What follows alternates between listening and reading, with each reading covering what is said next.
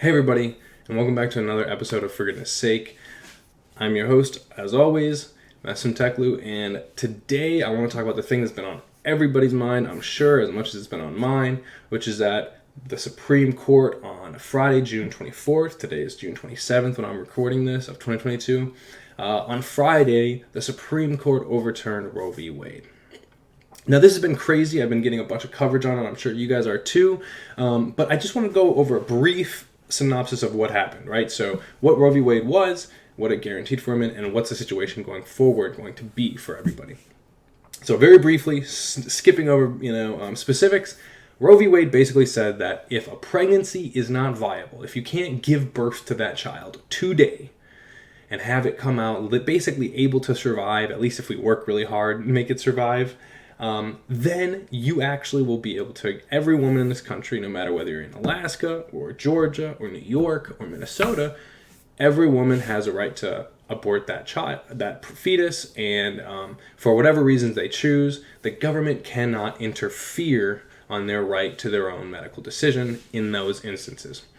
After you have, fetal viability, there's differences, and that's its own story.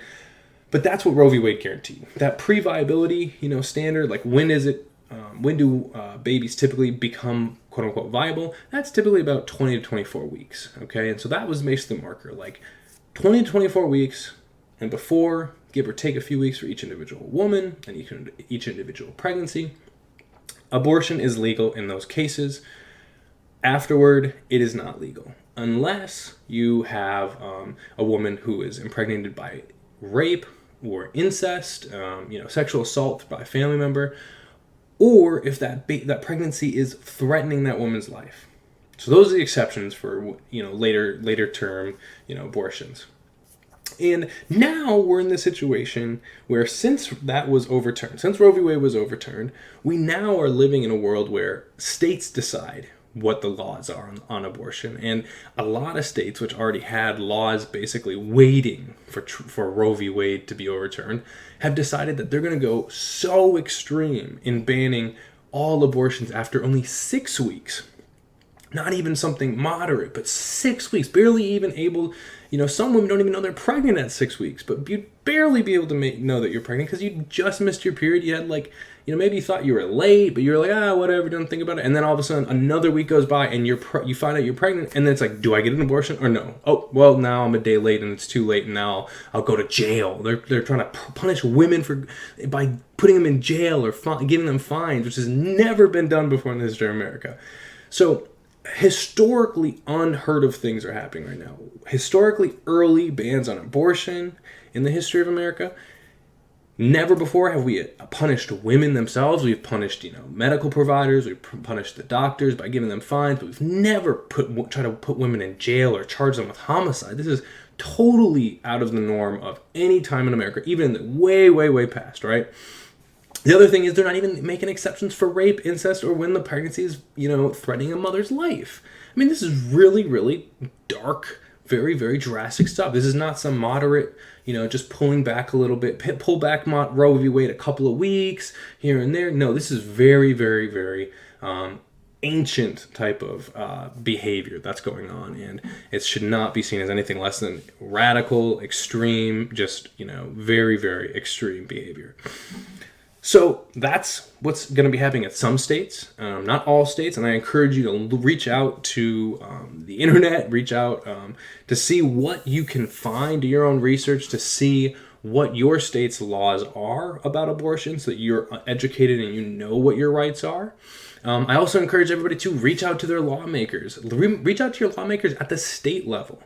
I'll put a link in below to help you find them, but the state level is going to be very important since they're the ones who are going to be making the laws for each state, unless the national, Congress, House of Representatives and the U.S. Senate, unless they pass a law, the state level is going to be where most of these decisions are made going forward. So reach out to your state senators, reach out to your state legislatures, let them know what you think and that you think that it's very important to stand up for every woman's access and their right to the access to abortion, okay? So that's just a brief synopsis about where we're at going forward. And I'm sure you've heard a lot about this, and so I don't want to belabor the point too much, but I do want to give kind of a little intro. Now I want to do something which I think most people are not doing, which I think is very important that we talk about, and that is that being pro-choice, not pro-abortion or anti-abortion, but being pro-choice is actually being pro-American. It's being patriotic. It's representing the values that we founded this country on and that our founding fathers founded this country on hundreds of years ago. The reason for that is, and I'm just going to focus on talking about the values that are in the Declaration of Independence, right? The document that we said, hey, we all these 13 colonies, and at the time these 13 colonies were pretty much like their own 13 countries. They didn't work together. They had different trade agreements with different countries. They really were different people. Pretty much different countries, these 13 colonies. But they all came together and said, you know what? Here's what we can agree on. No matter what our differences are, we can agree that all men are created equal. Everyone is created equal. And that all men, all human beings, are endowed with certain rights that nobody can take away. These are rights that were naturally given, that God gave us, that nobody can take from us. And among these rights are the right to life, the right to liberty, and the right to pursuit of happiness, okay? And when I think about, being pro-choice, it's so clear to me that that's what being pro-choice does. Being pro-choice does not say you have to be X or Y. It says that you get to have your way and live your life your own way. It says that you get to be free from the control of government. And it says that you get to choose your own form of happiness, even if it's different from mine, even if I disagree with it. But you get to make the decisions in your life that make you happy. Not ones that I would choose to make myself happy. In America, I get to go to school this fall. I'm going to school this fall. I'm going to be starting law school this fall. I'm really excited. My friends hate school. I love it. So I get to go to school and just be excited and have fun, while my friends get to just not, because that's their path. They don't want to do that. That won't make them happy. And they have their own right to pursue their own path to whatever they feel might lead them to happiness. That's it. That's America. The right to live your life how you want it. Be free from government overreach, determining what your life should look like, or determining that you have to do what the government wants all the time and rather not what you want. And being free to choose what your life should look like and do what you want that you think will make you happy. Not what everybody else thinks and not what the government thinks you should do. And when you're pro-choice, that's exactly what you get to do. You're not saying that, oh, you have to have an abortion and you can't have an abortion. No, you're just saying, hey, here's what I believe in my life.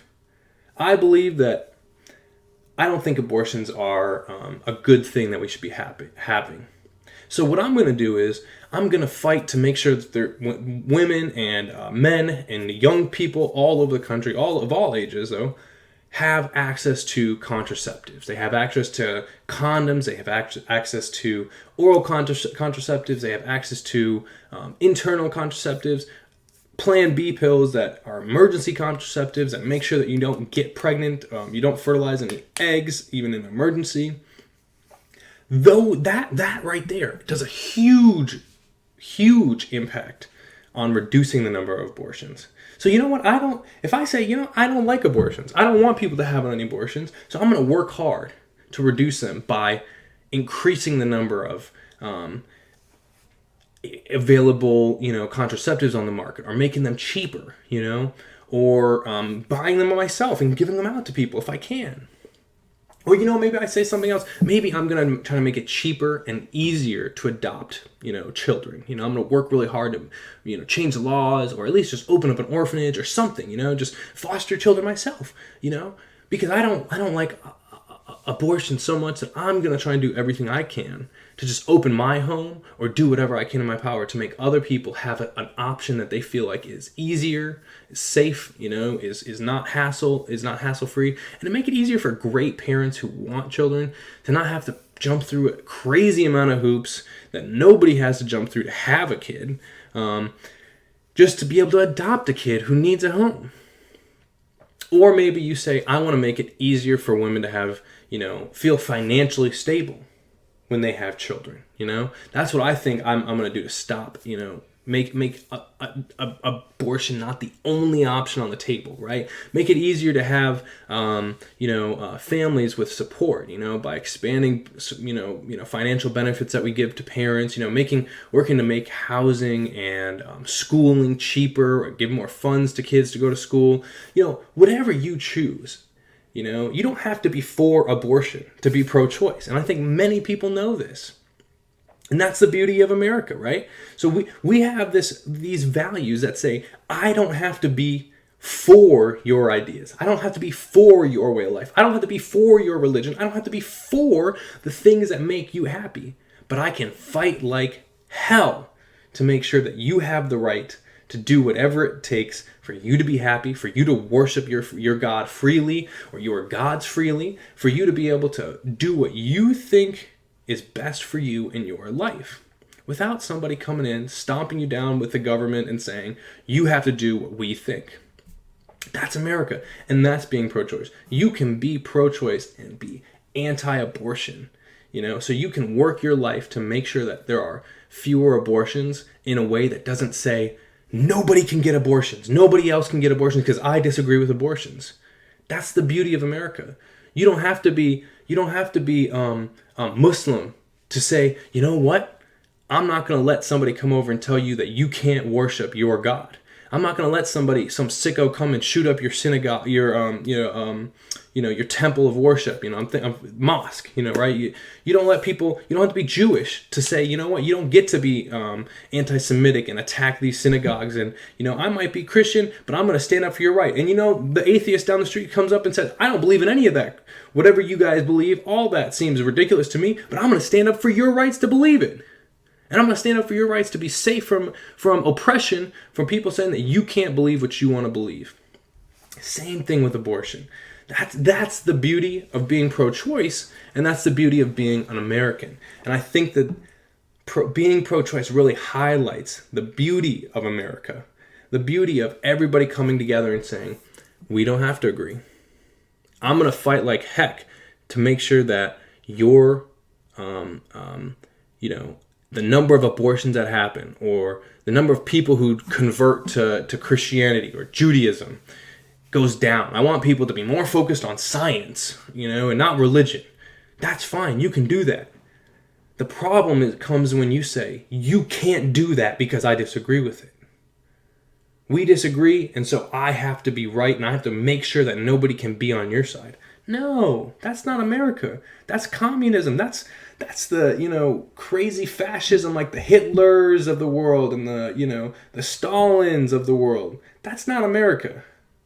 America is the beauty of not letting somebody else come in and trample on our rights. Not letting somebody come in and trample on our freedoms. And there is where pro-choice, really highlights the patriotic values that make our country great. I remember that when I was growing up, the conservative party, the Republican Party, was the party of, small government. Don't let the government come in and just tell you what you need to do and trample on all of your rights and have its hands in every single aspect of American life. That's what the Republican Party was about. That's what conservatism is about.